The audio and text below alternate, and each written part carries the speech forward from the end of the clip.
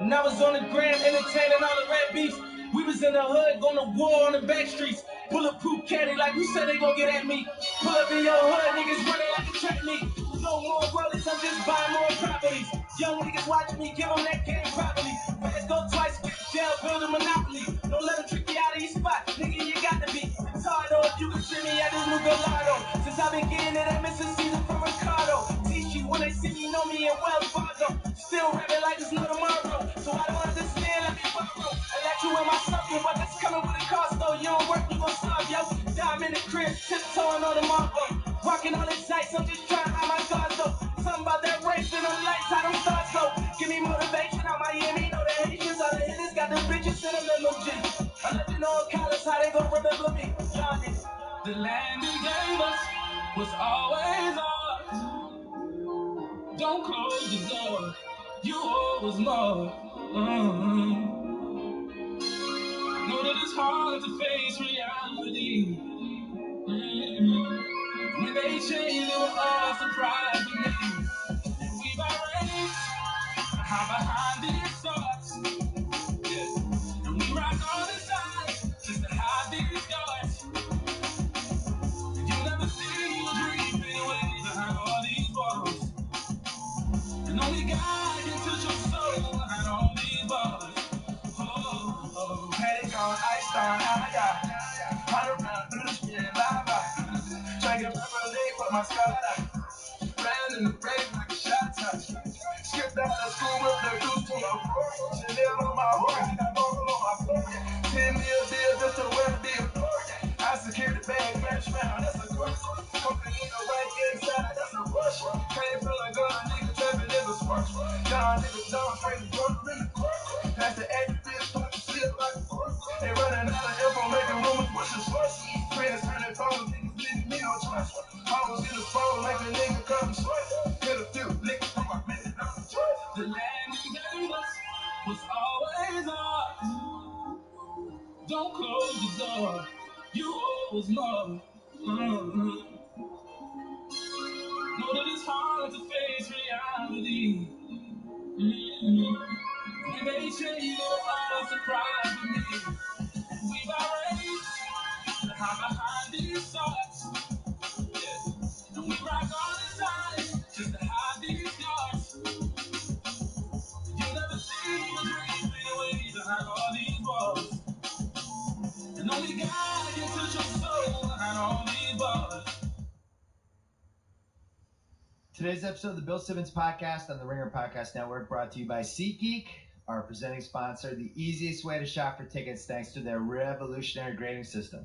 Buy and sell tickets in just 2 taps on your phone, everything fully guaranteed. Hey, football fans, $20 off your first SeatGeek purchase on NFL tickets. All you have to do is use promo code BSNFL. Download the SeatGeek app or go right to SeatGeek.com. Also, we are brought to you by Proper Cloth, where you can easily create a custom shirt size in seconds by just answering 10 simple questions. Choose from over 20 collar styles, 10 cuff styles, and 500 different fabrics from classic to business to completely customize the shirt you want. Stop wearing shirts and start looking your best with a custom fitted shirt. Go to propercloth.com/BS today and our gift code BS to save $20 off your first shirt. We are brought to you by The Rewatchables, one of our newest podcasts. I have hosted the first 3. That's going to change next week. We did Few Good Men. We did The Departed. This week we did Point Break. Me, Shea Serrano, Jason Concepcion, Club Chairman himself, Mark Titus. We broke down Point Break. It got dark. We started talking about how we'd all commit a bank robbery together. I don't even think we were totally kidding either. I think this might happen. I might get arrested. Point Break is an incredible movie. We broke it down in the style and the kudos that was given out, I think, was justified. It's a classic. It might be the first modern action movie, and it's unintentionally funny itself, too. So check that out. Subscribe to The Rewatchables right now. And last but not least, Talk the Thrones. Our last episode of our Twitter show that has taken the nation by storm, kind of. Talk of Thrones, Amy Greenwald, Mallory Rubin, Jason Concepcion, Chris Ryan. Game of Thrones is going to end on Sunday night on HBO. The episode will end. Go to Twitter. Go to @Ringer. or do hashtag Talk the Thrones, and they will break it down. They will break it down hard. They will break it down for a long time. Mallory might cry. Who knows? But check that out. And if you miss binge mode Game of Thrones, which is a podcast that breaks it down every week, Mallory and Jason did the last episode too. Controversial. A lot of people were upset with the last episode of Game of Thrones. They cover that. Talk the Thrones this week. Very excited for that. All right, coming up on Wednesday night, I went to Kevin Durant's place in LA, and we did a podcast that was so long that we're going to split it up into 2 parts. We talked about the Kyrie Irving trade for the first 15 minutes of part 1, and then we went into a mailbag, which was only possible because I sent out a bat signal to the listeners, you guys, and asked for email questions, mailbag questions, respectful questions, smart questions, questions that use KD as a resource. And the questions were awesome. And we just kept going and going, and we ended up making this a 2-part pod. So if you want to listen to this all at once, we're going to drop part 2 late Sunday night. So if you want to listen to all at once, just wait till then, or listen to part 1 right now. Kevin Durant, this is the 4th time we've done this. KD versus BS, part 4, right now. But first, Project.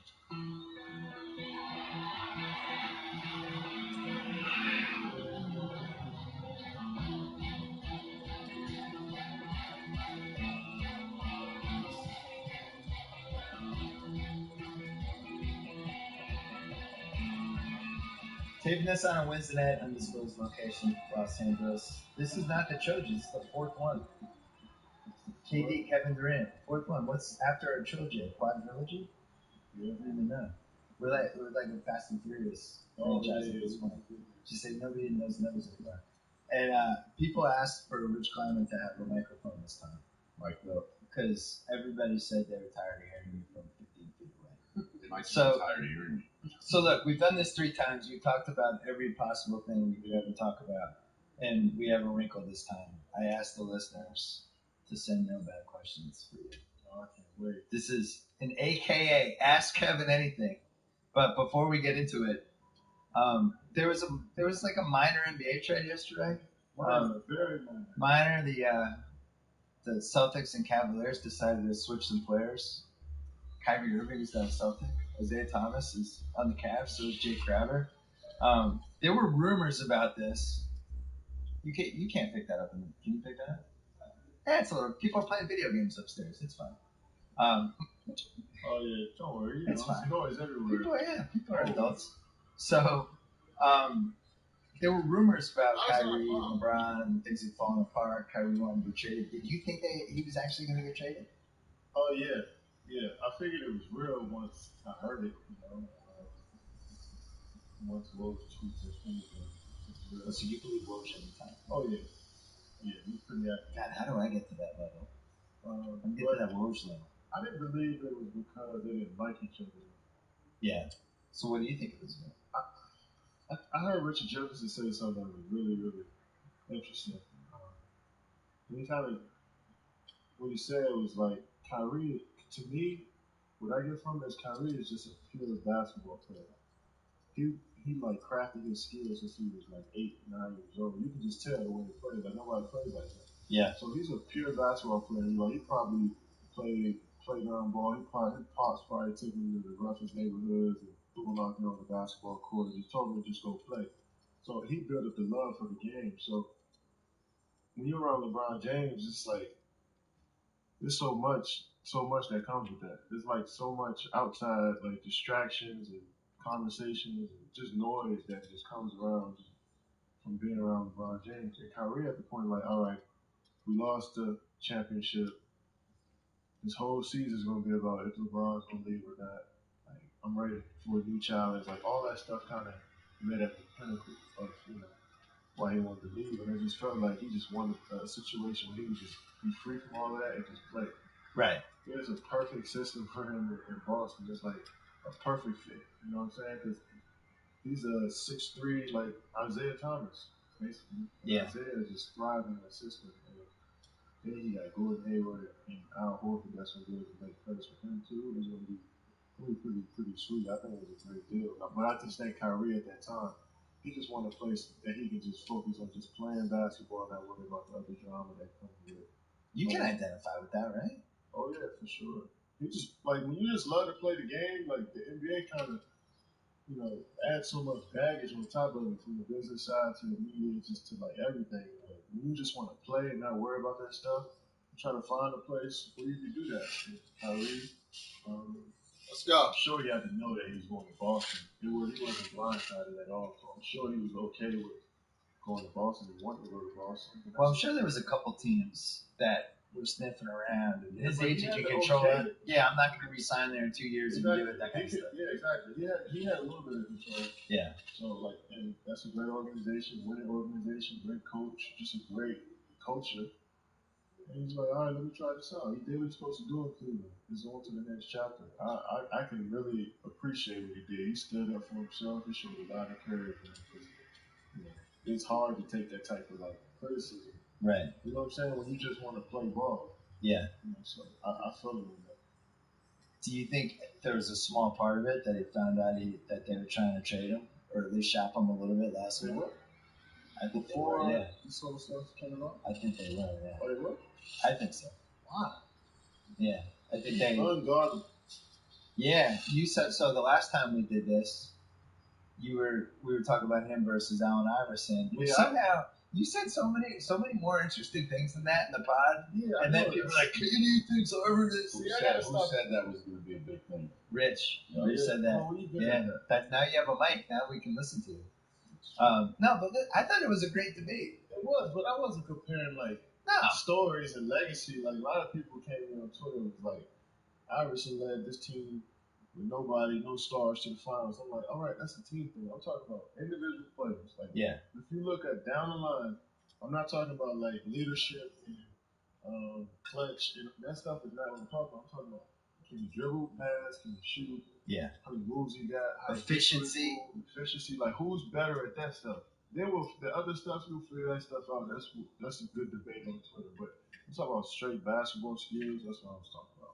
And Kyrie has somehow weirdly become underrated, even though he was in 3 straight finals. I was making the case for him before the Celtics traded for him, just because I was going to those games. And this is one of the reasons this came up last time. I was like, this guy's amazing. And you see it in person. You see his ability to just change hand. He never gets blocked, as you pointed out. The degree of difficulty of the shots he makes, I'm excited to see him a little bit more unleashed. And I really think it's not about the man. He wants to be in charge of things. He doesn't want to be LeBron's sidekick over, now you get to be involved in this play, which I'm sure you identify with a little bit. Just the concept of, sometimes it's nice to know if you can run your own team. I wouldn't say that. It's just the fact that you want some structure. So you think it's about structure, not about... Yeah, it's about, like, the coach needs to find, like, what do you want me to do? Like, do you need me to score? Do you need me to pass? Do you need me to play defense? Like, tell me what you need me to do. And also tell the other guy what you need me to do. Yeah. And then tell the next guy, so we can define some roles, so we can figure out, what position to put this guy in, because he's best at maybe shooting corner threes or being at the dunker spot or setting pick and rolls. Like, when you just have no structure, no type of flow, and it's like, go create floors, Kyrie, LeBron, Kevin Love. You don't think there's a small part of it, though, where it's not being he hears like, well, of course Kyrie's good. He plays with LeBron.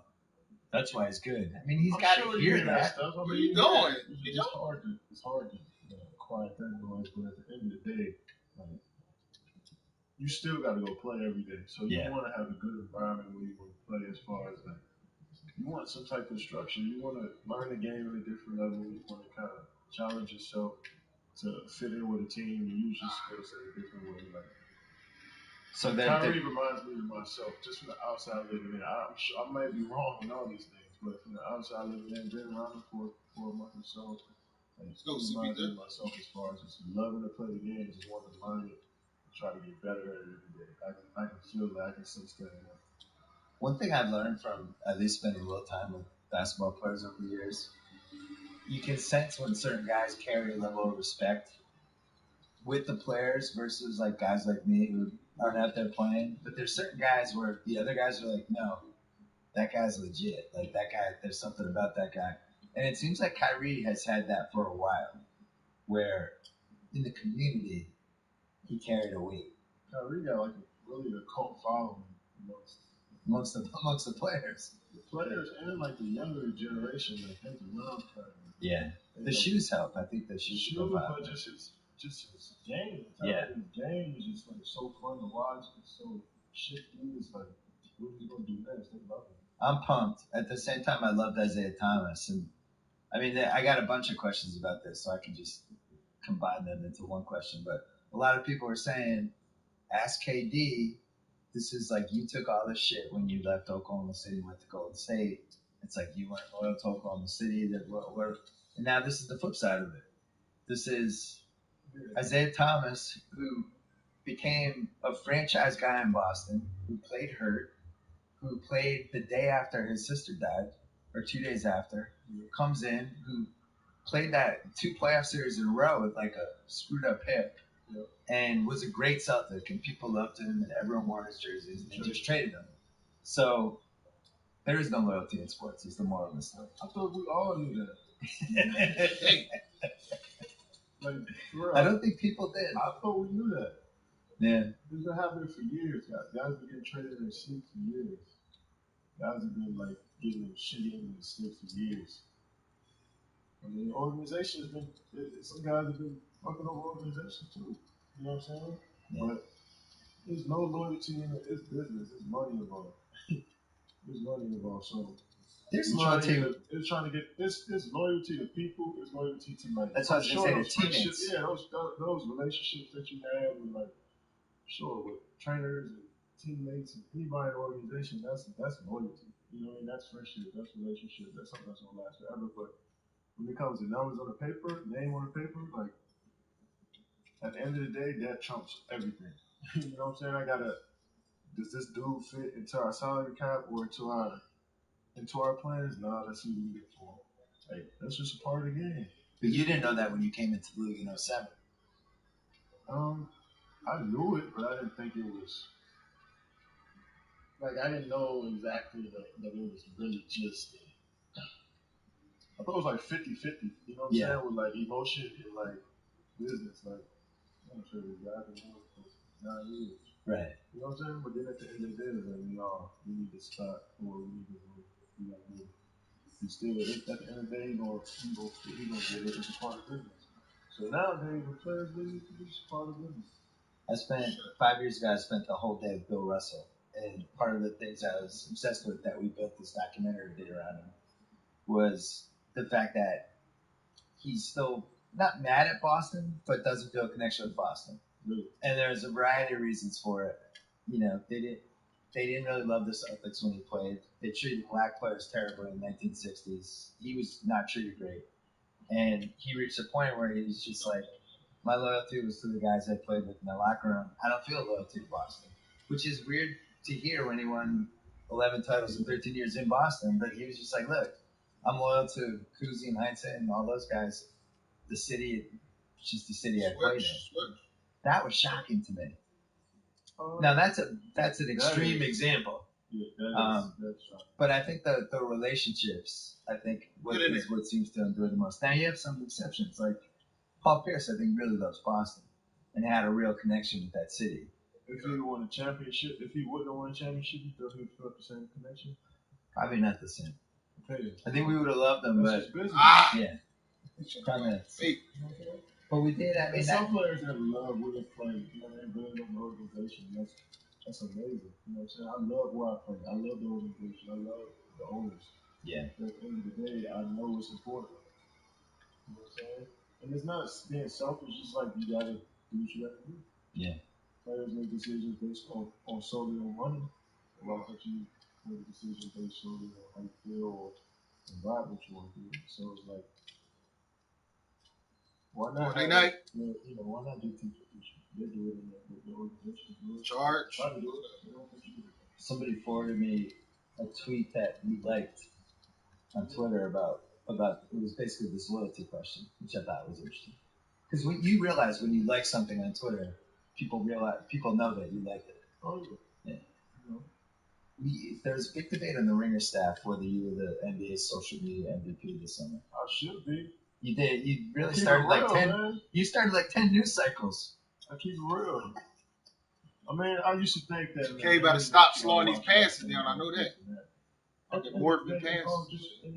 Everybody anyway. Yeah. Make jokes about this, whatever goes on in this world anyway. So I mean, in this basketball world, so why can't I just chime in? There were some people that made runs at the title too. Oh, There's 3 weeks left in the summer. They're not as real as me. Hassan Whiteside had his whole CSI parrot thing. That was big. That's manufactured. What else happened, Tate? Who are the other contenders? Get in there.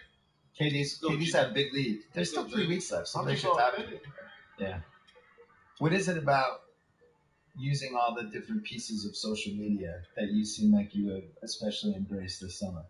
Oh, it's just different ways to communicate. I think on through Switch. It's kind of easy to see the comments and just kind of scroll through the like them. Yeah. On Twitter, you're like going at people. Twitter, yeah. Get in there. Like I said.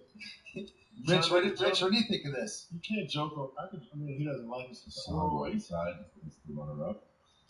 No, I'm just listing candidates. Get in there. So, Rich, you don't like when he does all this social media stuff? Or you get worried? No, I'm with it. I'm with it now. I needed to understand. He just said you didn't like it. Because I didn't. I used to question it. I used to ask him why. I used to ask him why about certain things he said and did. But, he's going to do what he said he wants anyway. So I just understood where he was coming from.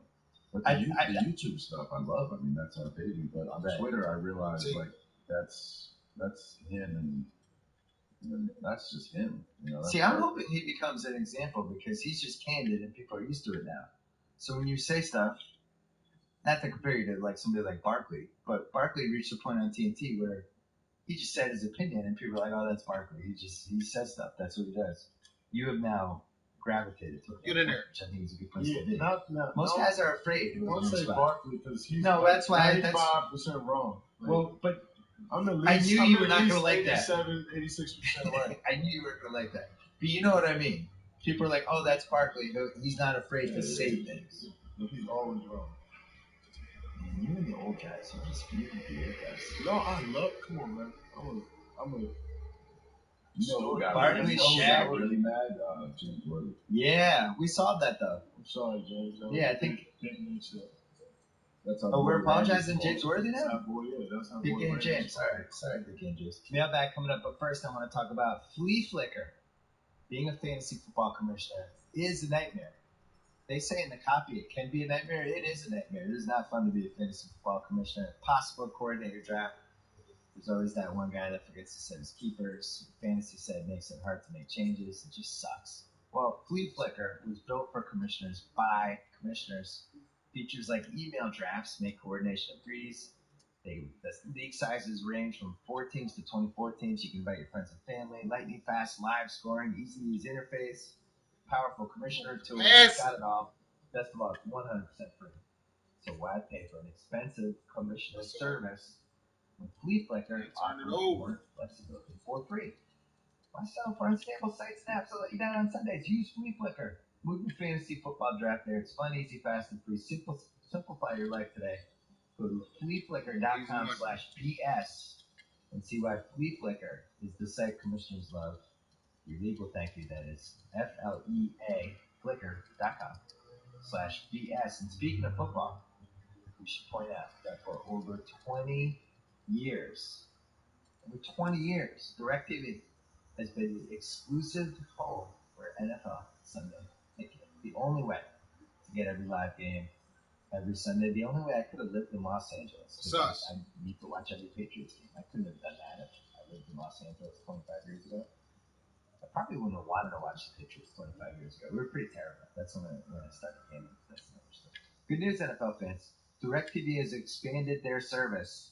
If you live in an apartment or are an enrolled college student, you can get an NFL Sunday Ticket without a satellite. Not that ugly satellite hanging off the side of your house or apartment building. To see if you're eligible, go online to NFLSundayTicket.tv and stream every NFL Sunday Ticket game this season. Follow your favorite team no matter where you live.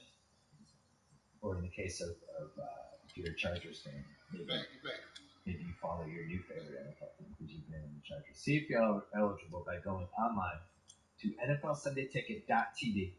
See every NFL Sunday Ticket game this season to follow your favorite team no matter where you live. Use promo code RINGER at checkout to save 15%. Once again, NFLSundayTicket.tv. Promo code RINGER. All right, hold on to your hats. Here comes the mailbag with Kevin Durant. Got a lot of mailbag questions here. These are some good ones. Are you ready for this? This is great. You're going to love this. From Matt DeLuna. Was there a player who balled you up in your rookie or second year that you feel like you could totally beat down? It's kind of annoys you. Something that took it to you when you were a rookie. Rudy Gay. Rudy Gay took it to you as a rookie? Yeah. Rudy Gay. Did you get it back? Oh, yeah. Okay. Oh, yeah. Franco D wonders, what do you think when you hear player evaluations like Brandon Ingram is going to be the next Kevin Durant? Do you appreciate it or do you get annoyed that people think there's going to be another Kevin Durant? I appreciate it. Especially when it's accurate. Somebody like Brandon Ingram feels like it looks like he can play like me. We have similar skills. Get the fuck out of here! You're not doing it. Compare that to Miles Leonard or Darren Collison when they come into the draft. Sorry, those guys are really good players. Right. So you don't have to compare them to stars. The expectations, man, that can kill a player. You know, you can compare somebody to LeBron James when they come out of high school or college. You expect them to be LeBron James when they're not really going to be LeBron James. So start comparing these guys to some solid players once in a while. I think Jason Tatum's going to be the next Paul Pierce. That's a fair comparison. There's a new Kevin Durant they're talking about. I think you're right at that. Kevin Knox, Kentucky kid. That's who they're saying. Kevin Knox is the new Kevin Durant? Really? Yes. Now he's going to leave the podcast and go on YouTube. Ain't that nice? What do you consider, this is from Drew Kells in New York, what do you consider the all-time what-if moment in your career? Choice A, Blazers draft you over Oden. Choice B, Harden does not get traded. Choice C, Klay does not go off in Game 6, 2016. Oh. Choice D, Zaza falls into your leg, and instead of whatever injury you had, it's actually worse and you miss the rest of the season. What's the one that haunts you? Or what's the one that you say, thank God that went the other way, or, oh man, what would my career have been like if it had... I say B. B. Harden. Interesting. So you finally come around to my side after 5 years. You mad at me? I told somebody the other day, I used to hate when he used to play that. Damn, I know, we know. We know. Just relax. You get 4 years later. Who got the Harden guy? All right, good. I watched. That's what I felt. They're showing a lot of old games on NBA TV. God bless them, the Hardwood Classics. Mm-hmm. And they showed Game 2 of the 2012 Finals when you guys were babies, but you made the finals anyway. It's amazing to watch the three of you guys out there together against LeBron, Wade, and Bosh. Because everyone was saying this finals, oh my God, so much talent. There was just as much talent in that finals. It's just you guys were young. You weren't the guys you were. How the fuck he end up there open, man? I hope they fix this for 18. We got to talk about that. Can you admit you got fouled? You're not going to fine for that. I still should have made that shit. But you did get fouled on the baseline. Man, call it. What the last TV show you were obsessed with. That's from Nicole in Washington. Last TV show. Billions. Oh, Billions. How did Trevor and Reza end up on fucking... Trying. What is that? Yes. Yes? Could you and Axe invest in something together? That's what we're trying to figure out. Don't give the plot away. Shit. Ozark. Something goes wrong? You gotta watch Ozark. Yeah, I gotta watch Ozark. So Billions or Ozark? No, I watch Billions. He's telling me. In Billions, watch Ozark. I'm friends with Brian Koppelman, one of the guys who made that show. They told us. They raved about you. He said basketball players love Billions. That was one of the things they meant. Nicole also wonders, I saw you in a Morrissey t-shirt. And what fans are you in that would surprise people? Okay, you're just wearing the t-shirt. Love the t-shirt. Sorry, Nicole. Sorry. Greg Fullen wants to know, who are the other 4 players from PG County that you'd want to run with at the heights of their game? That's a good one. Explain to people what PG County is. Prince George's County, a hotbed for hoops, right outside of Washington, D.C. DeMar Johnson. Okay. Early pre-accident DeMar Johnson. Yeah. Everybody said he was amazing. Like right Cincinnati, like first couple years with DeMar Johnson. Was Delonte from that area? Delonte was. Yeah, he was nice in high school, right? He was like, oh, was he? Yeah, he was really coming to like right when that year he had in college. That's when he came. He was chilling. He was good. Yeah, I'll take D-West as my point. You see, you can't even get to 4 guys. Can you get to 4 guys? Yeah, D-West my point. Okay. I need 2 more. more. Johnson, I need 2. Yeah. I guess I need 3, right? You can be whatever. We played 5 in the finals. I think we can move you. I need 3.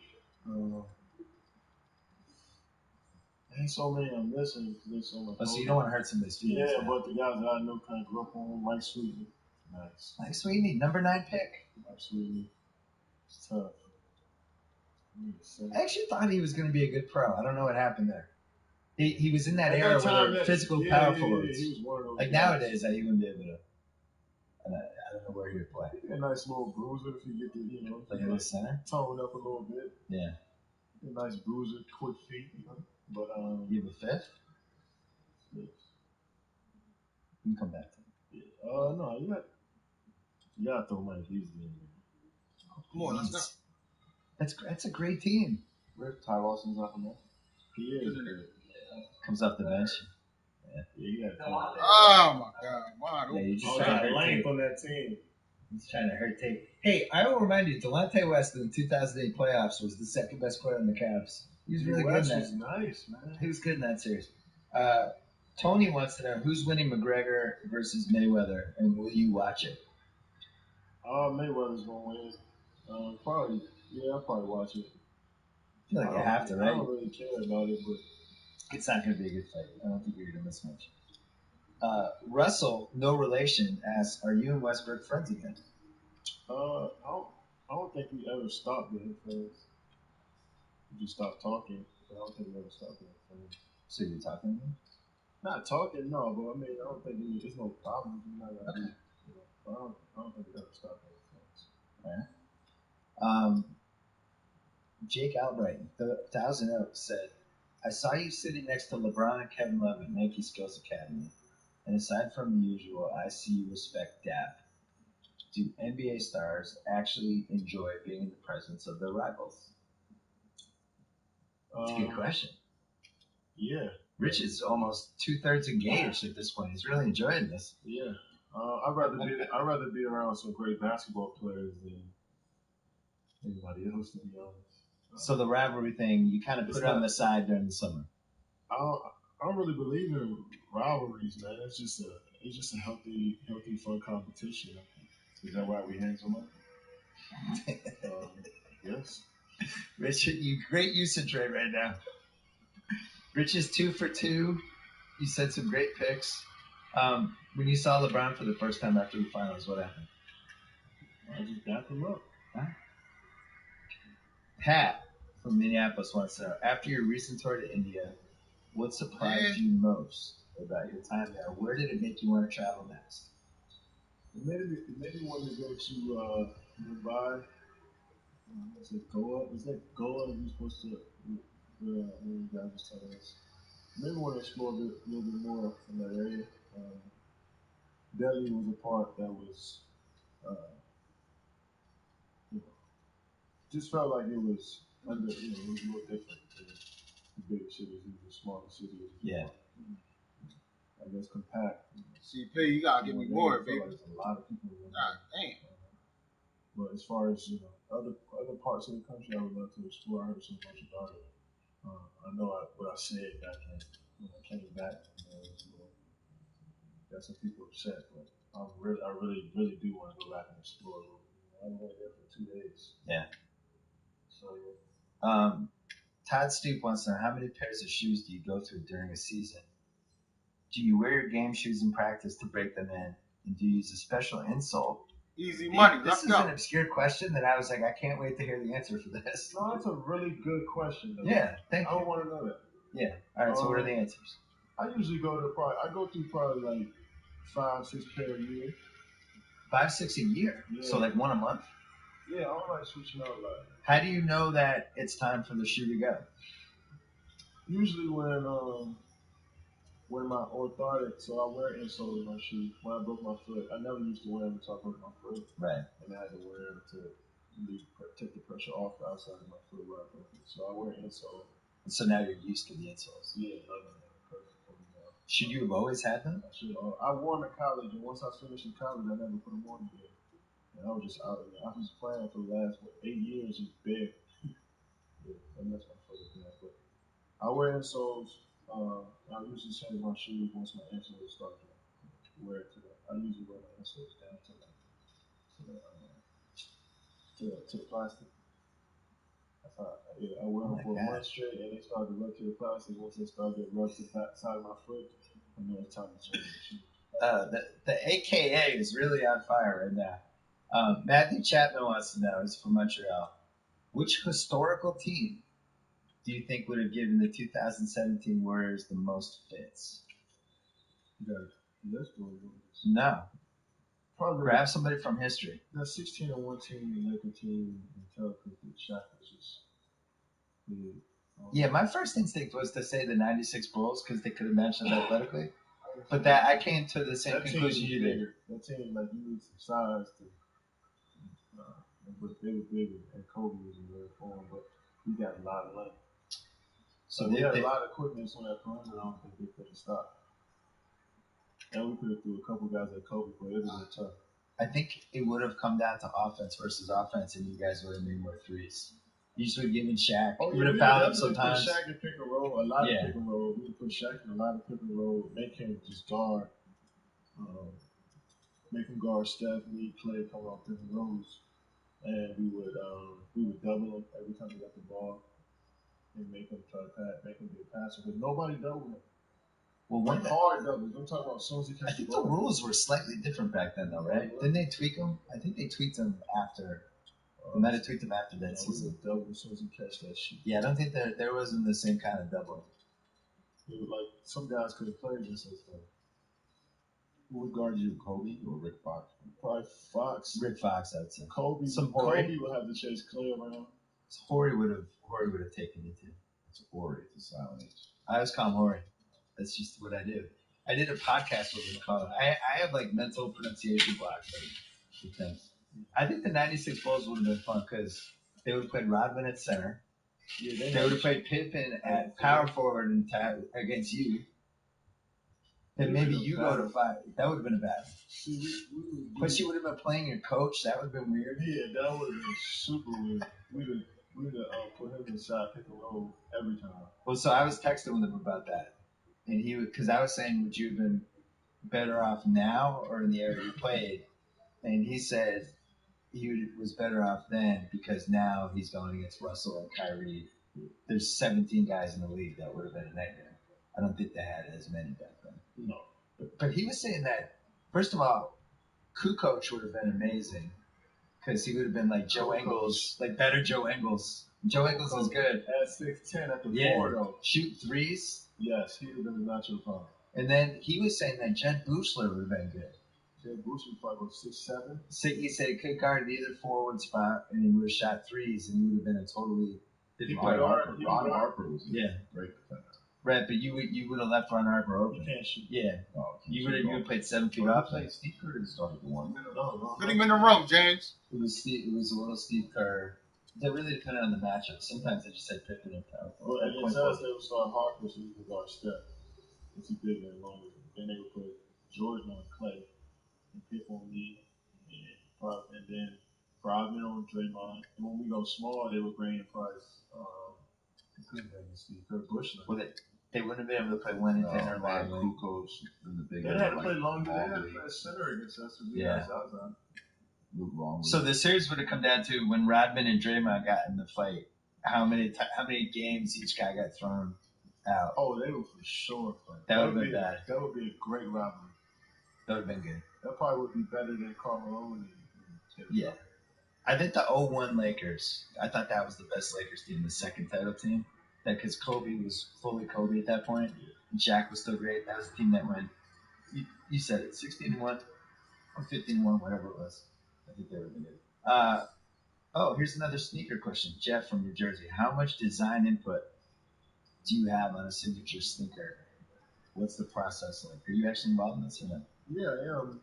I mean, it kind of gives me a blueprint of what they want to do and how they want to kind of go about telling my story through my shoes. So they kind of like, hey, this is what we got first, and then we kind of build off of that. Yo. Is there a new one coming? Yeah.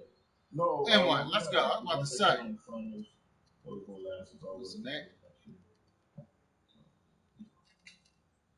Another historical question from R. Casey in San Antonio. If you could join any historical NBA team from before when you played, which team would you pick? Let's get the slide on a team. This is a good hardcore NBA junkie question. I have my answer for you. Me too. Oh, you have an answer. I would take Worthy spot on this team for Magic. Ooh, poor James. He can't win in this podcast. I know. I'm sorry. Oh. God. Just that's pretty bad. We gotta call him. Oh, you told me. I'm sorry, James, but that team was fun. They were 4 and get Rambis on the bench. Nah.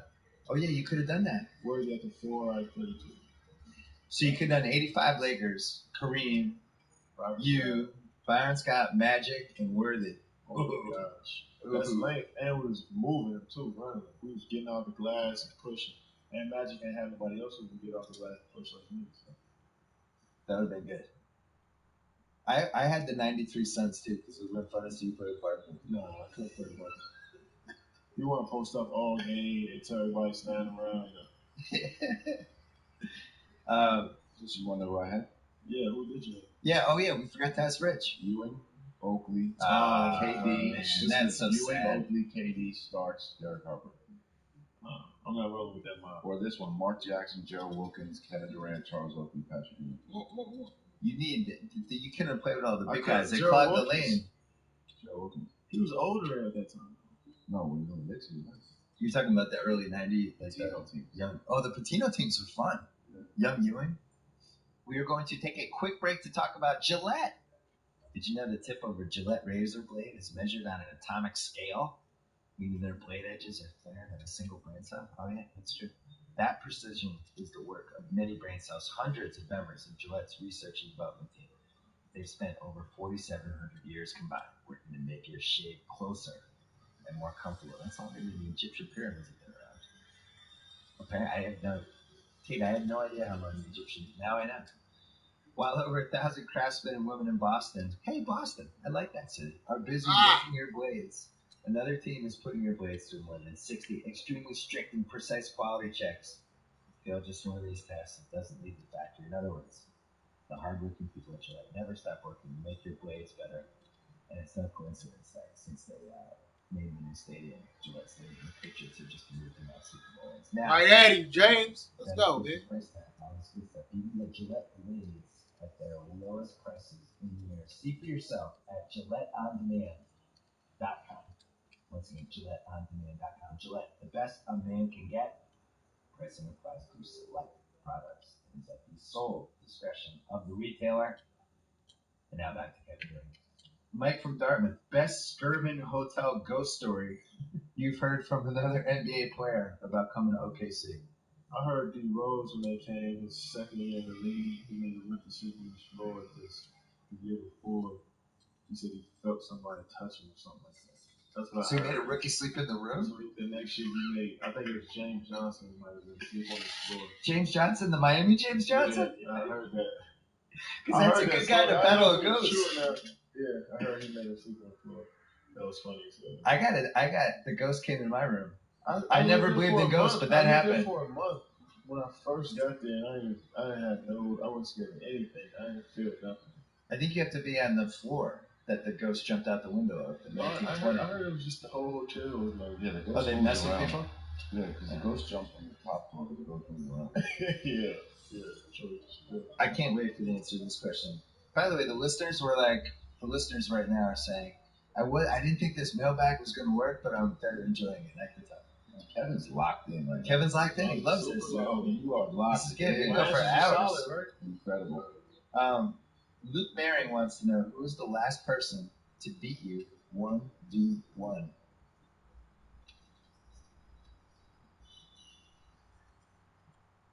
My guess would be Westbrook. No, we never played one-on-one. You never played one-on-one with Westbrook? Not like after practice, like, I would play with like Dion and Anthony Ball. I would cook them. I don't remember. I don't remember losing one-on-one a series because I don't play just one game and we're done. Like it's usually like 3 or 4 games. So maybe Texas? 5-game series, 7-game series.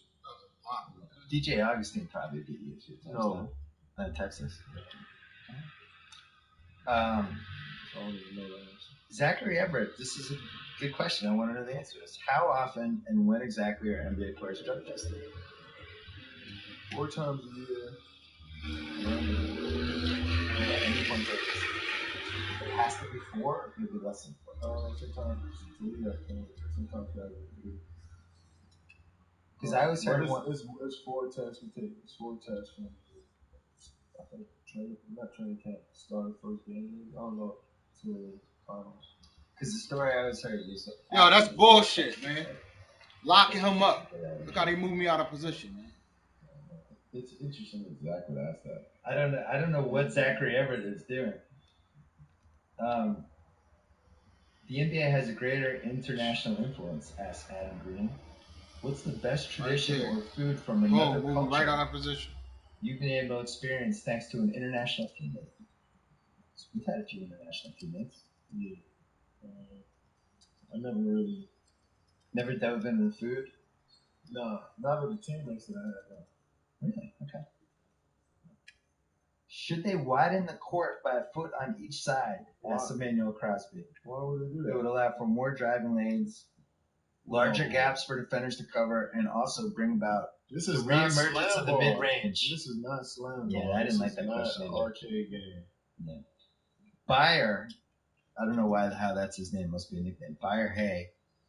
What's your craziest Team USA cruise ship story from Rio 2016? There had to have been a card game. What? We were on a boat. We couldn't leave. You were there like 24 hours a day, right? Yeah, Except for practice. You wanted people to come on. You had to get like a 72-hour clearance. So it's just you guys hanging out. Who else is on the boat? It would be like there was some random people on there too that stayed on the boat. So we would have breakfast. Supposed to be like just with Team USA and random people there, but we would just drink. Oh, wrong button. Who won the most money playing cards? We would go to the top deck and they had these hot rocks for us. We used to just make our own steaks. We did that every night. That was so fun. Really? Yeah, I don't know why.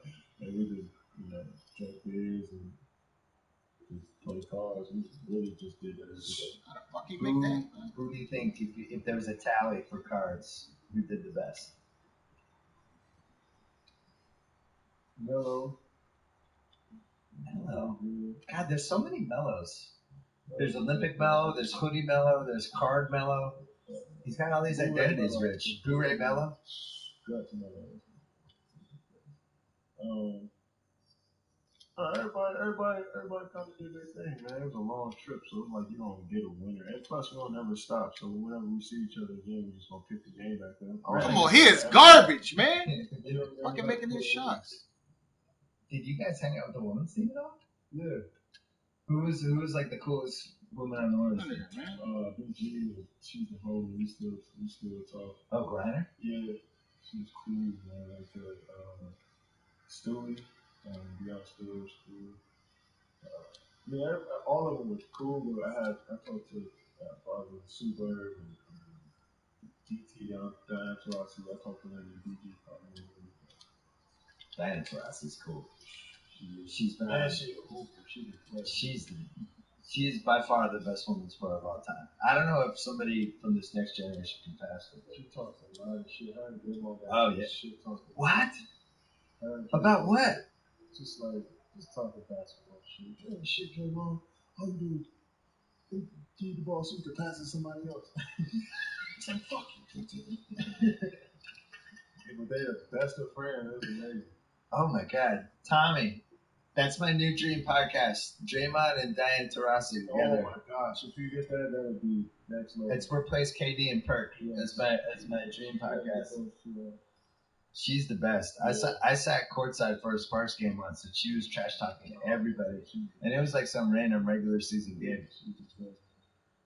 Scott Laban wants to know if you were to rename the Redskins. Laban. Oh, what are you doing? If you were to rename the Redskins, what would you call them and why? Would you rename the Redskins, first of all? It's just that tradition has been there for so long, but I know the name is so offensive to so many people too. And you definitely take that to the situation. But for me, probably I don't know. I would call it like the body snatchers or something. Would you go back to the Washington? Sick Go-Go song when I was growing up. Some body snatchers. Would you go back to the Washington Bullets or no? I like the Bullets. That was a native. I guess it was a native. Get shit out of it. I still love it. I wish I loved the Bullets. Scott also wants to know which NFL player would have the best shot at successfully playing 5 minutes of NBA garbage time. Jimmy Graham played at college. Jimmy Graham? Julius Peppers played in college. Antonio Gates. Tate. I knew Tate was going to be a Carolina. The cat from the tight end? They love the Dallas play. Rico Gathers. He played in college. He can play. You know who was fantastic? Apparently, Aaron Hernandez, who's now in jail. No, I didn't say it to be a comedy killer. He's dead. What? No, I'm saying in college he was. They used to play the football team against the basketball team. He was pretty good. Yeah, the Tebow and Aaron Hernandez. Jermichael Finley was good. Well, all those 6'6" tight ends, you would think they have balance and speed and size. Caleb in Pennsylvania wants to know, what is the most enjoyable basketball game you've ever been a part of? I don't think he means like winning the finals. I think he thinks he means just this game where you're like, wow, this is incredible. Everybody's playing great. Or it could be the Rucker Park game. I don't know. We played Miami in 2014. In Miami, we got like 22-4. And me and Bron had like this, I want to say like 2 minutes just back and forth. He came down here tough to step back. Came out here three. He came down here another step back in the corner. And I came down another three. We go back and forth literally for like 6 possessions. And it was fun. It was so much fun. Because I've been wanting that. You know what I'm saying? And he took on that. He felt like he seen me coming at him. And he was like, nah, let me gear up. So we wasn't even calling. Man, CP! He was making a shot and D-Fish. I said D-Fish. I watched him game try to grab the bomb. Same with Boris Cody. It was fun. That was your MVP? Yeah. And I was in a good groove, but at that point, too, like over that groove I was in, I was just feeling it. Like, that was a good spot mentally when I was playing. Nick wants to know, how would your development as a player change if you were in a situation as a rookie like Jason Tatum or Jaylen Brown right now? High draft pick immediately thrown onto a team. How is that not a foul? Versus being used at the 2 guard like PJ Carlivas. How is that not a foul? Wasn't my time. Playing like 20. I think you would play like you put you on last year's Celtics team. You're playing 25 minutes a game. Maybe you're not starting. As a rookie? Yeah, maybe even more. 30? I averaged 20 a game as a rookie. On Seattle. 30? I could play 30. Yeah, I was playing probably like 33 minutes at my rookie. I was trying to ease you into the lineup. Yeah. I would wait my turn. I probably wouldn't start the season. Probably the first year. No! Would you have been a defensive liability that first year? You're pretty skinny. No, I can play defense, but if you don't tell me to play defense, then I'm gonna focus on what I do best. Right. So you gotta let me know this how you're gonna play. Right. Focus on, because all day is work on my individual skills. So once the coach tells me, look, go play defense. All right, I'm gonna do that. And I'll score. But if you don't tell me anything, I'm supposed to just go and score. I take it I already back. knew that was going to happen. You would have played one of the Seen that coming. I'm trying to think of how that lineup would be. Yeah, you definitely want to crunch that. What track best expresses your state of mind during the finals? This is from Corey in Jersey City. Nas, Hate Me Now. Mobb Deep, Shook Ones Part 2. Tupac, Hit 'Em Up. Nas, Shoot 'Em Up. Hit 'em up. Hit 'Em Up? Really? You ain't hear that much? God, man. Do you think it's a good thing or a bad thing that I played Hit 'Em Up for my 9.5-year-old son and I probably did it? No, it's a great thing. Yeah, I wanted him to understand. He has to. That's another culture. He drives a little, especially. He had a lot of questions. Especially hip hop culture. You need to. Yeah, you should play Take Over for him. He had a lot of questions after Hit 'Em Up. Like what happens in this guy. So I explained the whole thing. Interesting story. Yeah, I explained. Did you see the Defiant ones? I watched it 4 times. It was inspiring. The part about West Coast rap was unbelievable. Come on, man. That was one of the best. I didn't know at that time. What? When you start talking gangster stuff on records, like that was shocking everybody. Like they actually couldn't be doing something to somebody that believed it. Yeah. Like, I didn't know that was a shock. Like that was Money, man. Let's go, man. But I didn't know that was something that was seen before. So when I watched the final, I was like, damn, man, I don't know why it was so good. The Yo. Source Awards was easily the most exciting Yo, award show. you can't be serious. You cannot be serious. Yeah. Because like that could have been the biggest riot we've Look ever at had. this. Look at this. One more quick break to talk about Rocket Mortgage from Quicken Loans. When it comes to the massive decision of choosing, Are you kidding It's me? important to work with someone you can trust who has your best interest in mind. With Rocket Mortgage, you'll get a transparent, Really online cheating, process man. that gives you confidence to make an informed decision. Don't waste time searching through stacks of paperwork with Rocket Mortgage. You can securely share your financial info with your mortgage approval in minutes. You can even just Cheat the win. That's crazy. Time to make sure you get the mortgage solution that's right for you. When you're looking to buy a home or refinance your existing mortgage, you can lift the burden of getting a home loan with Rocket Mortgage. Skip the bank, skip the waiting. Go completely online at quickenloans.com/Bill Simmons. Equal housing loan. Licensed in all 50 Then what? and MLS Consumer Access.org. Number 30. Let's keep the mail bag rolling. Oh, God. Gunner wants to know, what does Kevin think? Who does Kevin think is the best trash talker in the league right now? Chris Paul, father? Well, Thomas head popped up here. Because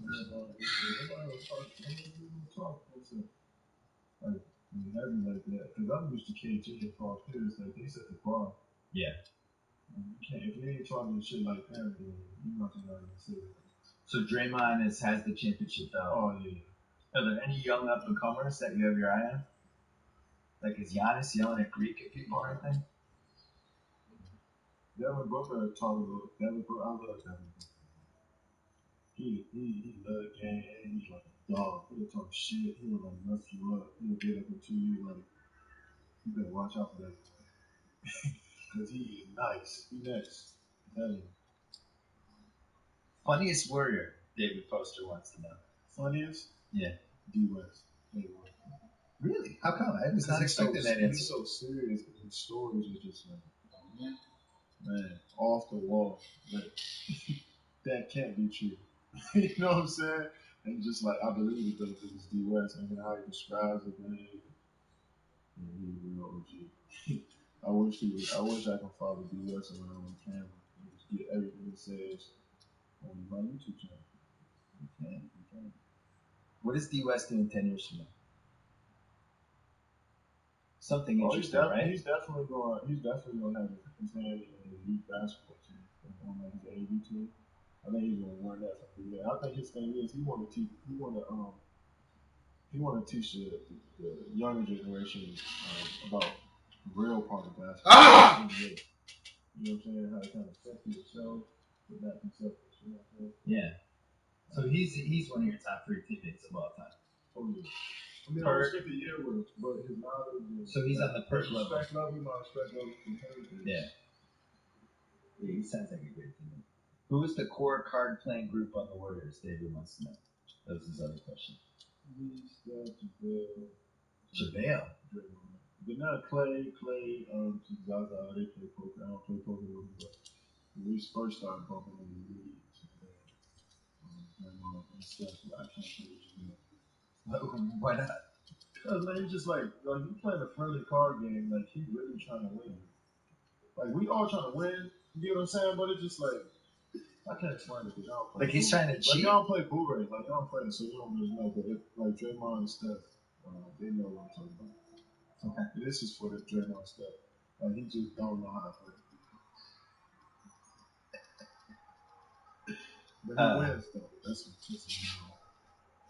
Josh from Maine wants to know, when was the first moment you really knew that you could be good enough at basketball to play in the NBA? How old were you?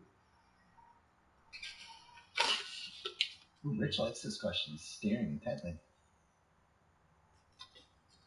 I was super cocky at like 11. Oh, so you're rational. The N Raiders, rational. Oh, no, I was like, I'm going to leave the shit. Nobody gonna hit that dude. And then I met somebody that was better than me. And I was like, oh shit, this is a little harder than I thought. So probably around like 16, I was like, oh, alright, they think I'm. You start showing up on those lists? Yeah, I was looking at them too. NBADraftNet.com, NBADraft.net, all that Draft Express. I was on that every day. If any young kids say they're not on that, they're a lie. I was on it every day. I had to know who was on it, who's up there. Who were you? Where were you as a senior? I was in 2 countries. Yeah, I know it. Yeah. Josh Coyne wants to know, once upon a time, you tweeted that you wanted to drink Scarlett Johansson's bathwater. Have you met her since tweeting that? If so, was she aware and was it strange? I hope she was aware of it. It is strange now because I look really, it made me look crazy, but now it made me look real cool because I actually know Scarlett Johansson. Okay. Yeah, I would do that. Okay. I forget the thing. And she's single now. Is she single now? Yeah. Oh, man. I think so. From what I heard. Freaking all kinds of news here in the BS podcast. All right, we'll set that up. I just want to get invited to the wedding. John Sanchez wants to know, which rookie are you most looking forward to facing this year? That's a great question. It's a good rookie class. And Simmons. I forgot that he's a rookie. I mean, he technically is. I know, but he's a rookie. Yeah, I don't like. I mean, I know he ain't playing no games, but you're around the NBA life for you know how it is. Yeah. You got to leg up on the rookies. But I'm looking forward to playing this. I'm excited to see you try to defend Jason Tatum's fall-away jump shot. Oh, if you make him over me, cool. But if he's shooting them from tough twos, I'll take it every time. Jordan B wants to know, is Hoodie Mello the best basketball player in the world? You played against Hoodie Mello. You played against him in a pickup game.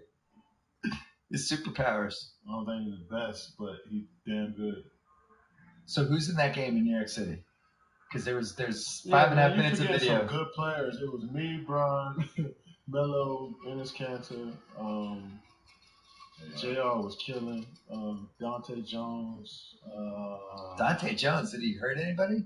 He was playing hard. We needed him on the court. This was out there. It was 2 freshmen from Kentucky. I forget the name. Diallo and Richards. Yeah. They were bouncing. Played hard too. So they were balling, man. Who else was there? Somebody else that was pretty good. How do you split the teams up? That's a question I've got a lot. Brickley did it. Brickley, I'm sure you know Brickley, who kind of started the whole Hoodie Mello thing. Yeah. Who posted videos. So he just says, you're over here, you're over here? Yeah, just walked in and he was just like, you got such and such, ball,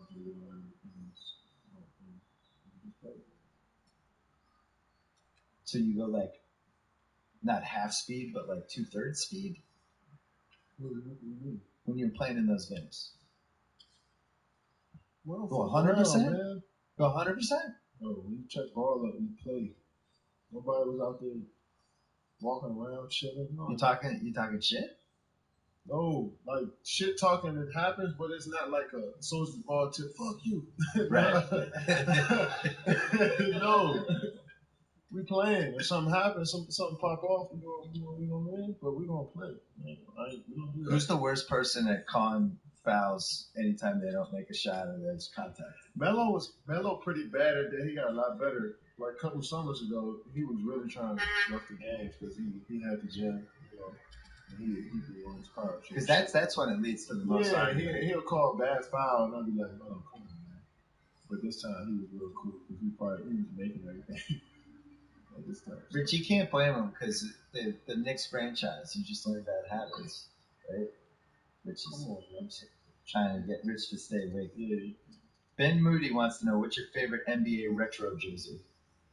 So, for example, you could pick the early 90s Hornets. I like the purple Milwaukee Bucks ones with the buck on it. The green. Oh, yeah. That was mean. They retroed that too a couple years ago. Mean.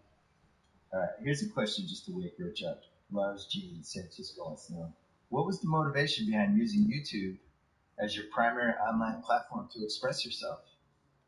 So I knew Rich would wake up for that. Well, I just wanted to control my content, and I want to just make content for one. We always talked about that. We always had ideas, and wanted to kind of portray the game the way we wanted to portray it, or kind of drive my story the way I wanted to. And work with YouTube, they gave us, a good platform to do so, man. We kind of took off. I didn't think it would be this big for me. It's not huge, but what's been the biggest success? We're grinding it up. Just the movie we dropped on there, the documentary, Still KD, got 1.5 million views almost. So that's pretty cool. I got 380,000 subscribers. I just got on. So, yeah, man. Those are numbers. Rich from New York. No, because Rich knows the answer. Lars from San Francisco. Yeah, tell Lars there's a bigger play. Lars wants to stick to. All right, Lars. If you want to invest. Lars, hit me. Max from St. Louis wants to know, why isn't there a one-on-one tournament in the All-Star game? And if there was, would you enter it? That's a good question. That was my excitement back. What? You can't get nobody to play no one-on-one. What was that? Nobody want to get hurt. You just told me you played 100% in some random pickup game in New York City against Kentucky people. But you know how that stuff is. It's like I would play the pickup game or in the summer, but I won't get hurt.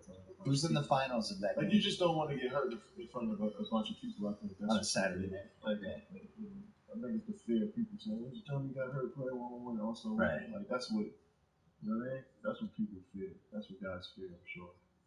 Are you in the finals of that tournament? Yeah. Who are you playing in the finals? Somebody my size. Okay. Kyrie would be tough to stop, though, man. New Celtic Kyrie. Now I'm even more excited. I'm bigger than him, but Kyrie would just dribbles. We gotta have a dribble. Kyrie would just take 29-foot fall-away footers and make them. And just keep moving further and further all backwards. the confidence in the world and all this space. That would be fun. We should do that. All right, as promised, we're going to take this to a part 2. It is going to go up late on Sunday night, a couple days after this one ran.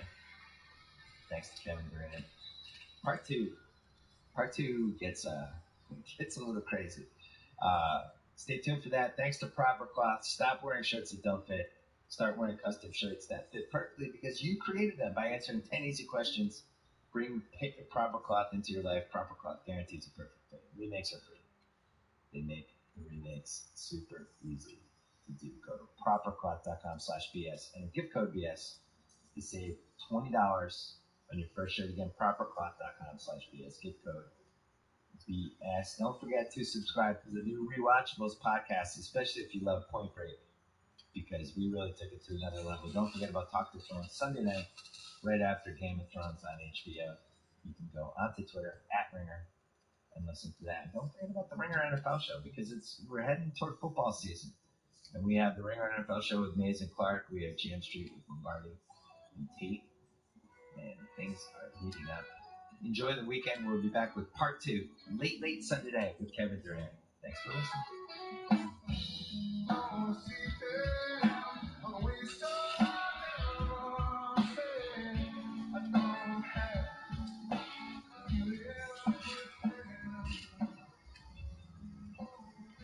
Get back.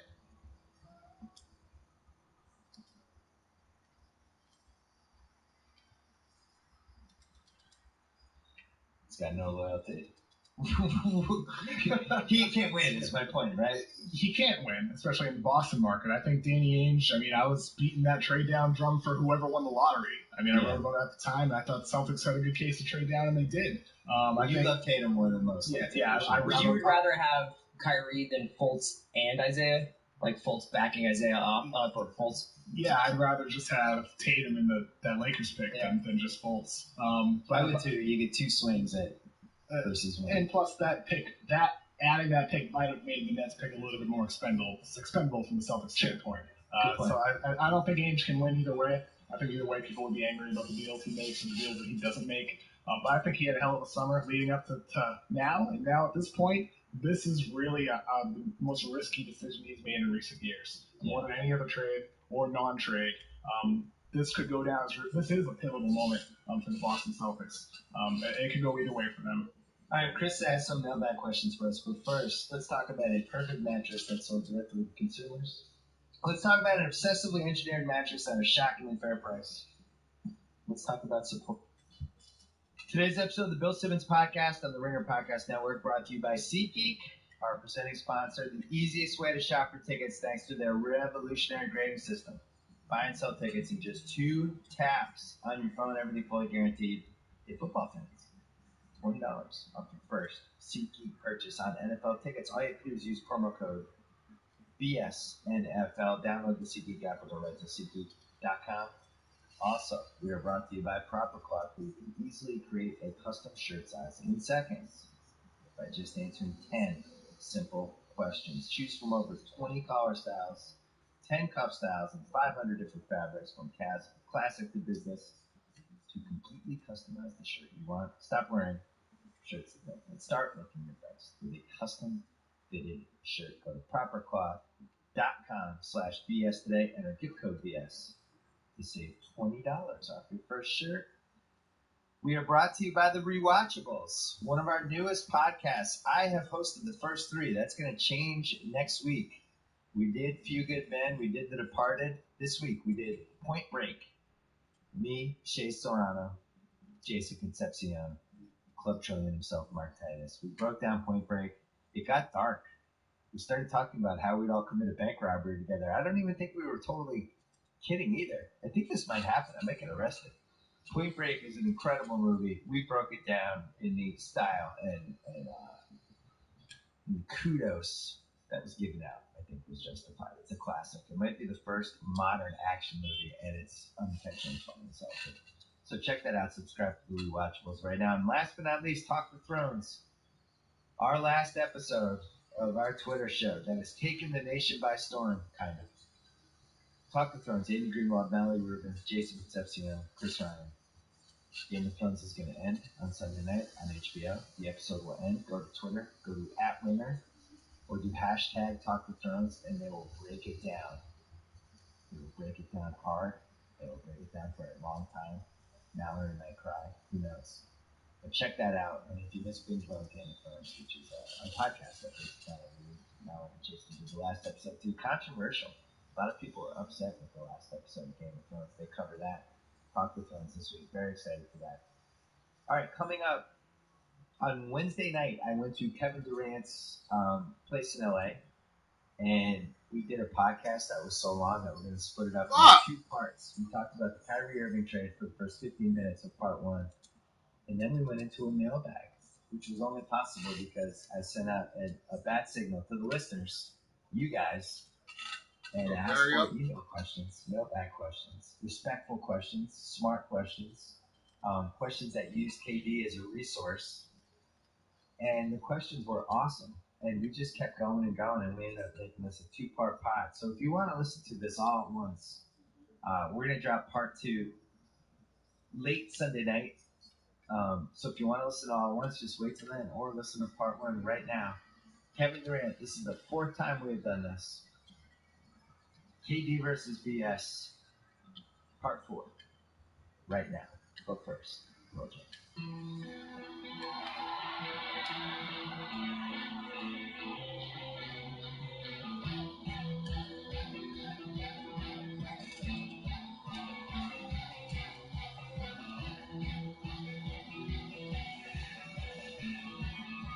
Taping this on a Wednesday night, undisclosed location, Los Angeles. This is not the trilogy. It's the fourth one.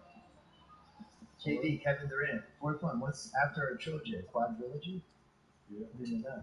We're like a Fast and Furious franchise at this point. She said nobody even knows numbers anymore. And people asked for Rich Kleiman to have a microphone this time. Mike Buck. Because everybody said they were tired of hearing me. They might So- be tired of hearing it. So look, we've done this 3 times. We talked about every possible thing we could ever talk about. And we have a wrinkle this time. I asked the listeners to send mailbag questions. This is an AKA Ask Kevin Anything. But before we get into it, there was like a minor NBA trade yesterday. Very Minor, minor. the Celtics and Cavaliers decided to switch the players. Kyrie Irving is now a Celtic. Isaiah Thomas is on the Cavs. So is Jay Crowder. There were rumors about this. You can't pick that up. Can you pick that up? Yeah, it's a little. People are playing video games upstairs. It's fine. Oh yeah, don't worry. It's fine. Noise everywhere. People are adults. So, there were rumors about Kyrie and LeBron and things had fallen apart. Kyrie wanted to be traded. Did you think he was actually going to get traded? Oh yeah. I figured it was real once I heard it. And, once Woj tweets like everything. Got supported memory foams. They create an award-winning slip surface. Just the right scent, just the right balance. Let's talk about Casper mattresses. Try Casper for 100 nights risk-free in your own home. If you don't love it, they'll pick it up and refund you everything. Casper understands the importance of truly sleeping on a mattress before you commit, especially if you're going to spend your third of your life on it. So you believe Woj every time? Oh yeah. Yeah, he's pretty accurate. God, how do I get to that level? I get to that Woj level. I didn't believe it was because they didn't like each other. Yeah. So what do you think it was about? I heard Richard Jefferson say something that was really, really interesting. He kind of, what he said was like, Kyrie, to me, what I get from it is Kyrie is just a pure basketball player. He like crafted his skills since he was like 8, 9 years old. You can just tell the way he plays. Like nobody plays like him. Yeah. So he's a pure basketball player. Like he probably played playground ball. His pops probably took him to the roughest neighborhoods and threw him out there on the basketball court and just told him to just go play. So he built up the love for. Today's episode of the Bill Simmons Podcast on the Ringer Podcast Network. Brought to you by SeatGeek, our presenting sponsor. The easiest way to shop for the best tickets. Buy and sell tickets in just 2 taps on your phone. Every fully guaranteed. Use their revolutionary grading system. Hey, football fans. For $20 off your first SeatGeek purchase on NFL tickets. The season that happens to be starting next week. Use promo code BSNFL. Download the SeatGeek app or go right to SeatGeek.com. We're also brought to you by Gillette. You might know Gillette Stadium, one of the Roman Patriots. Did you know a Gillette Razor Blade Edge is in a single brain cell? It's a product of many brain cells at work, namely the thousands of men and women at Gillette who are always working hard to make your shave better. Now you can get Gillette blades for less. Now you can get Gillette blades for less than and for less at GilletteOnDemand.com. Gillette, the best a man can get. Pricing applies to select products and is at the sole discretion of the retailer. We were brought to you by Talk the Thrones, our Game of Thrones post-game show on Twitter. The last one was last night. You can find it at Ringer or just by going hashtag Talk the Thrones. The last episode of Binge Vote Game of Thrones will be on Wednesday. Mallory Rubin and Jason Concepcion breaking down the final episode of Game of Thrones. And don't forget about The Rewatchables, our new podcast. Breaking down our favorite movies. I've hosted the first 3, Few Good Men, The Departed, and this week, Point Break. Vaya con Dios. We have You've Got Mail coming this week. I'm not hosting that. Which is arguably the last great mid-round movie. I'm still partially cookie on it, but we'll see what they say. But you can download the Rewatchables or subscribe wherever you get your podcasts. Coming up, part 2 of the Kevin Durant podcast that we taped on Wednesday night in Los Angeles. In part 1, we talked about the Kyrie Irving trade as well as we started a mailbag. And in part 2, we kept going with the mailbag, and it started to get a little crazier as it went along. And then finally, we just started talking about all the things we had. And at that point, it was almost 2 hours, and we realized that we've been going on too long. But here's part 2. Kevin Durant, the 4th time we have done this together. My favorite of the 4th, personally. But let's see what you think. Thanks to all the listeners who sent mailbag questions. We appreciate it. Here it is, part 2. But first, Corbin. What? Hey.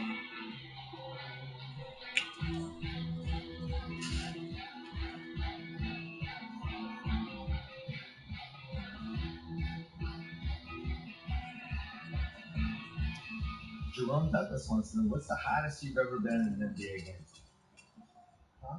Hottest. I was 19 to like 28 against Denver. I had 51. That was like 2012.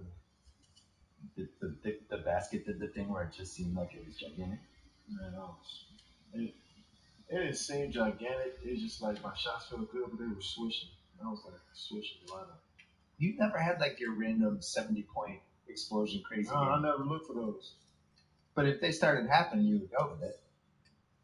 Oh, of course, but I got to be blistering hot. I'm not looking to get blistering hot though. I'm looking to like, You know the game you got hurt in Golden State?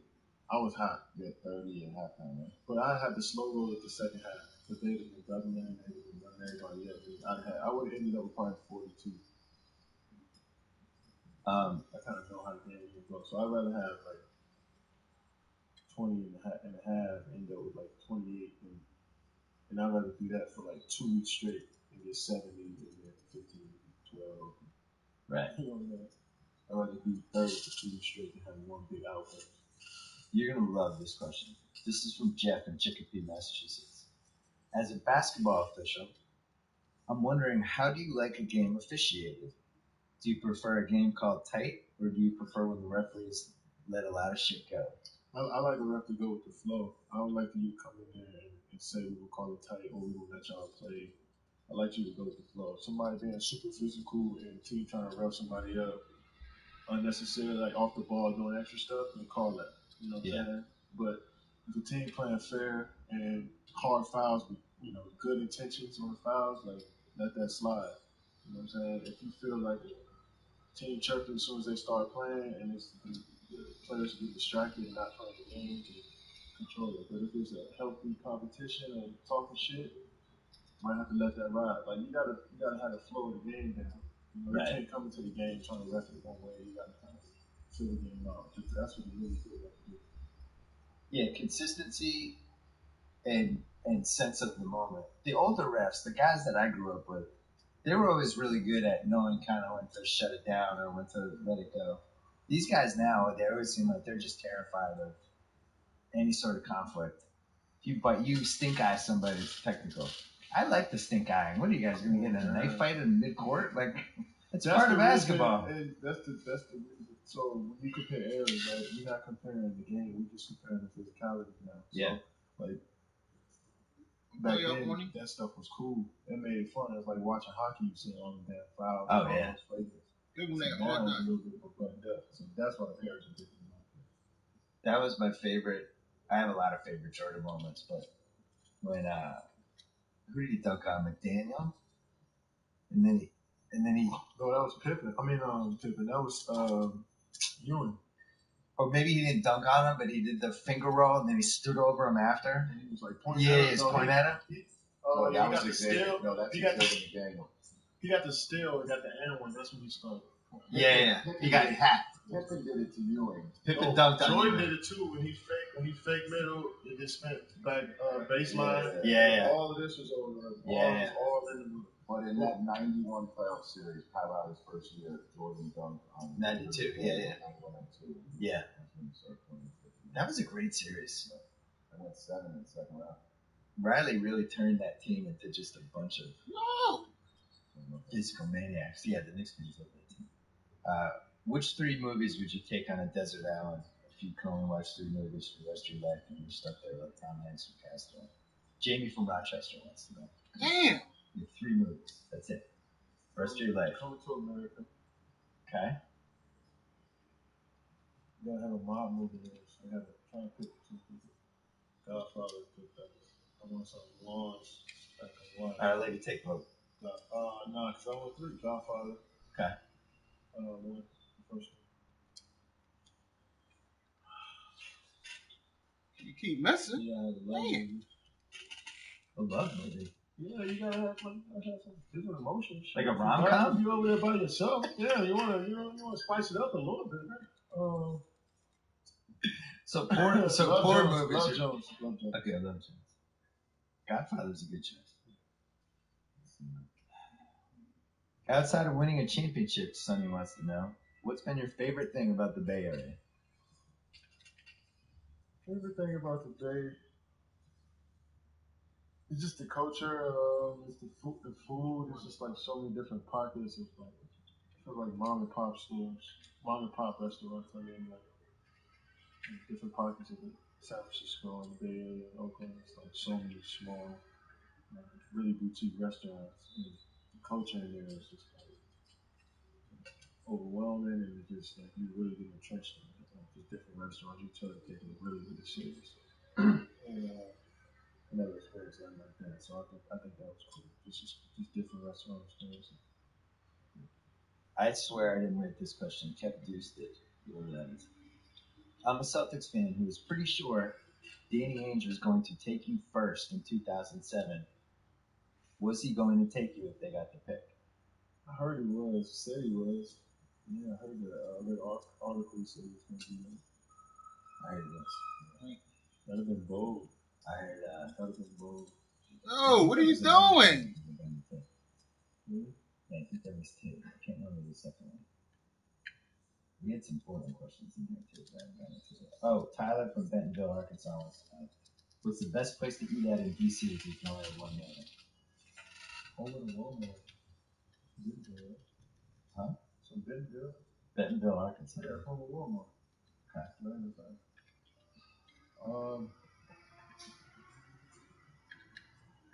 DC?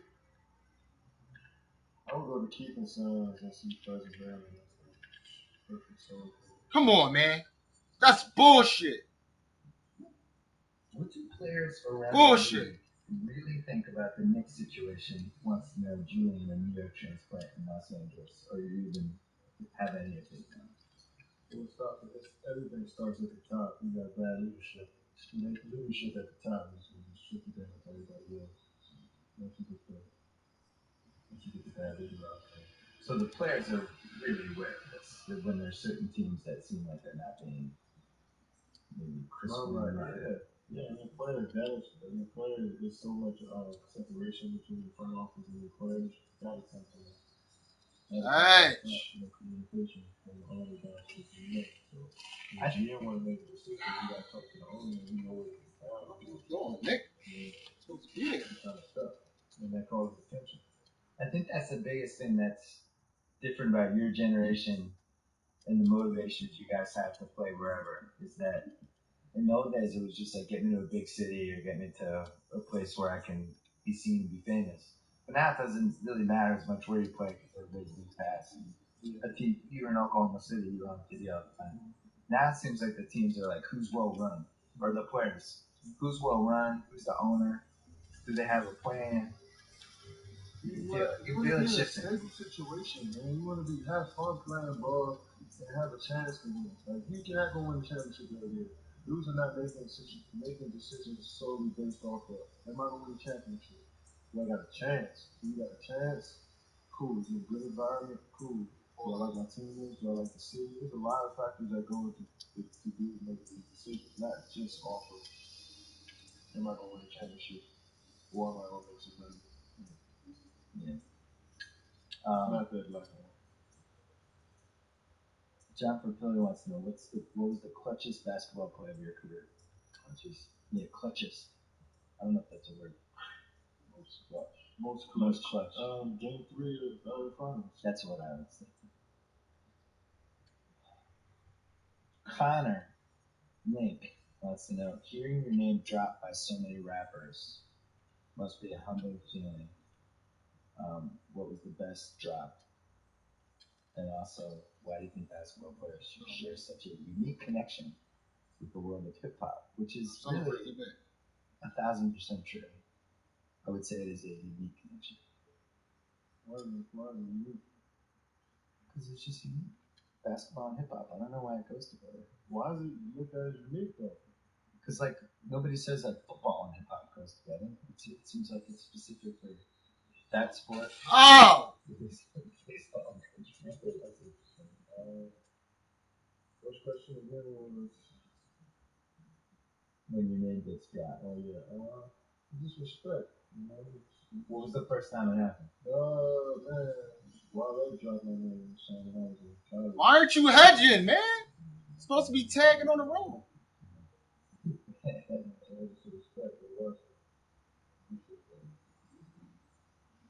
I don't know what this. Why did he have such a Yeah. Maybe there's no answer. well, majority of players are black and majority of players are black. And how you look at our lives. And tell that story. Just to keep on moving. Good game, man. Good game. I think what's interesting is most hip hop artists would change places with basketball players, basketball stars, and vice versa. We would. I always talk about that. I asked somebody. We talked about would you rather be Drake or Tom Brady? You have 5 Super Bowls.